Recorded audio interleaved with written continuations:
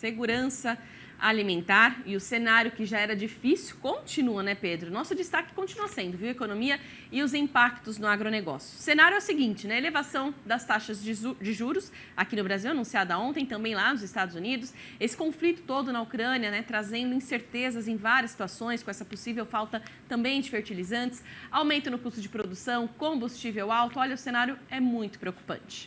Pois é, Liz, são alguns acontecimentos da atualidade que têm refletido diretamente no agronegócio. E sobre este assunto, a gente conversa agora com o Francisco Villa, economista e consultor da SRB, Sociedade Rural Brasileira. Ele já está conectado aqui com a gente. Oi, Villa, bom dia, seja muito bem-vindo ao Agromanhã. Bom dia, Villa.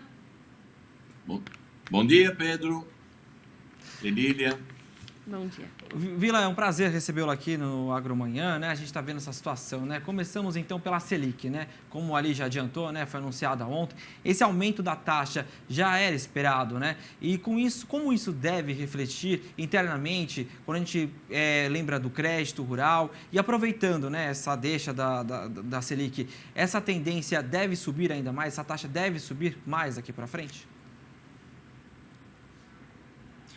Bom, nós temos que ver duas coisas. O juro o preço indica, digamos, a escassez do produto que está sendo negociado. E o que é um pouco estranho é que tem tanto dinheiro no mundo que, em princípio, se nós olharmos para oferta e demanda de crédito, o juro não deveria subir. Mas ele sobe por causa de um outro efeito que tem a ver com os preços, que é o risco. E este risco, então, em princípio, é o risco da inflação, mas também é o risco do funcionamento, ou melhor dito, de não funcionamento da economia como um todo ou de determinadas cadeias produtivas. Então, com isso, nós chegamos no agro. Ninguém come porque ele gosta de comer, como ele gosta de comprar sapato ou gosta de fazer uma viagem.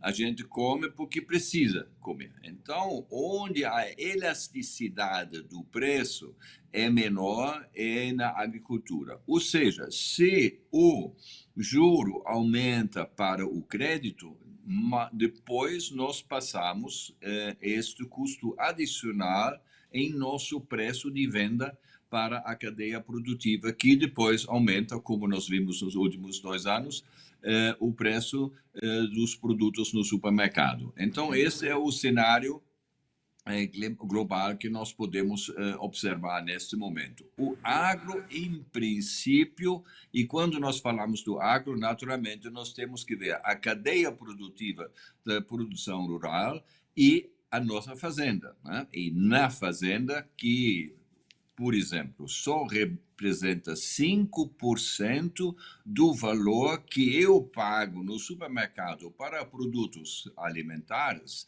só 5% desses 100% do preço que eu pago estão alocados dentro da fazenda. Então, se nós aumentarmos o preço um pouco, não necessariamente a cadeia como um todo tem que aumentar na mesma proporção que nós usamos aqui.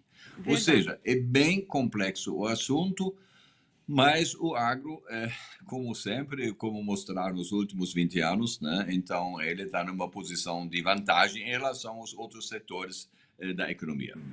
Verdade. Falando um pouco sobre economia, justamente, Vila, a revisão da projeção de crescimento do PIB para esse ano, né? O PIB geral aí deve ser anunciado hoje, expectativa de uma nova previsão aí de recuo, estimativa atual de 2,1%, mas deve recuar em torno de 1,5%, enfim.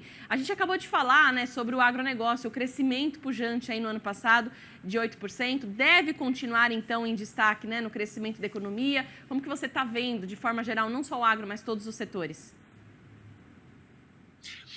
Nós temos a seguinte situação. O agro tem 2 mercados, né? Ele tem o mercado interno, que representa ainda uns 70%, e o mercado exterior, que cresce. Porque lá fora também tem muita gente que precisa comer e muita gente que, ao longo dos últimos anos, aumentou a sua renda familiar. E quanto mais aumenta a renda familiar, maior a demanda por alimentos e, nomeadamente por alimentos de qualidade.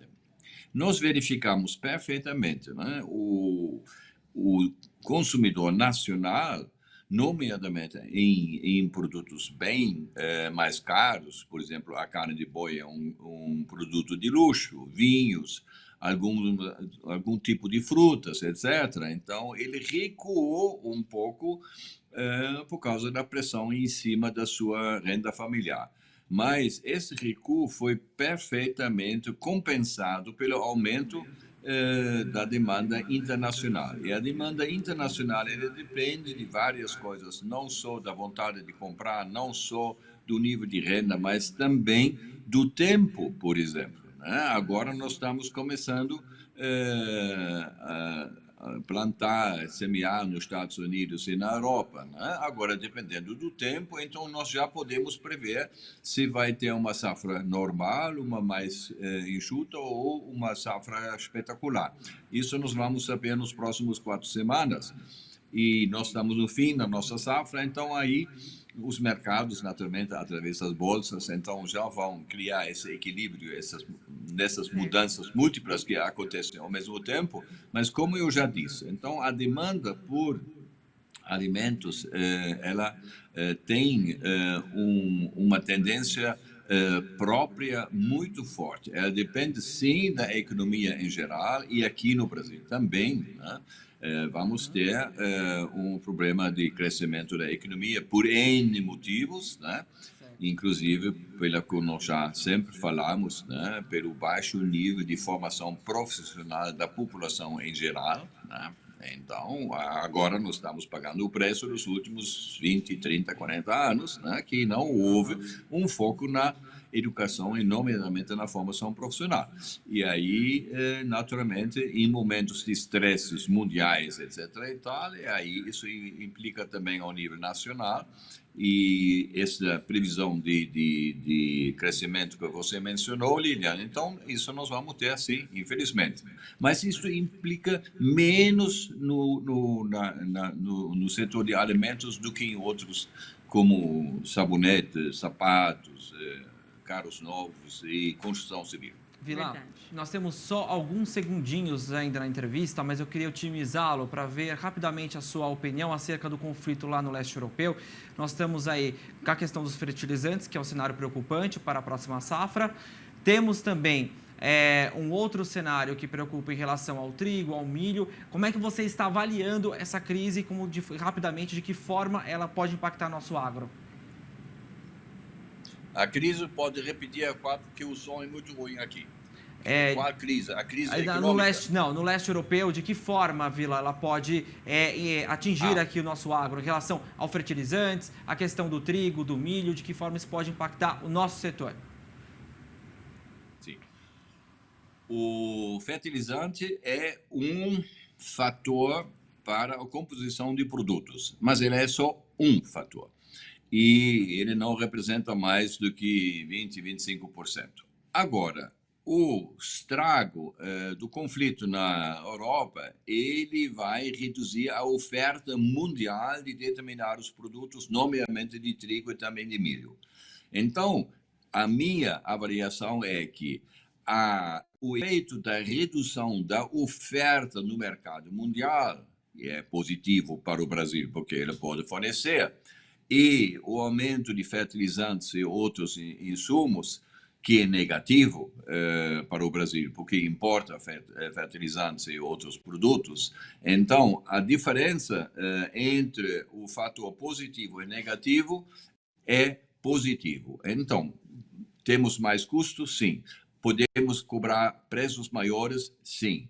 E a diferença que o produtor sempre tem que lembrar: nós não precisamos nos preocupar com custos nem com preço. Nós temos que nos preocupar com a nossa margem, que é a diferença entre o preço que vai numa direção e o custo que vai numa outra.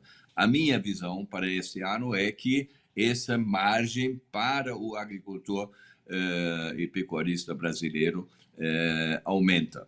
Então, vai ser um ano positivo, independentemente de todos os fatores que nós vimos lá, o preço de diesel, etc. e tal.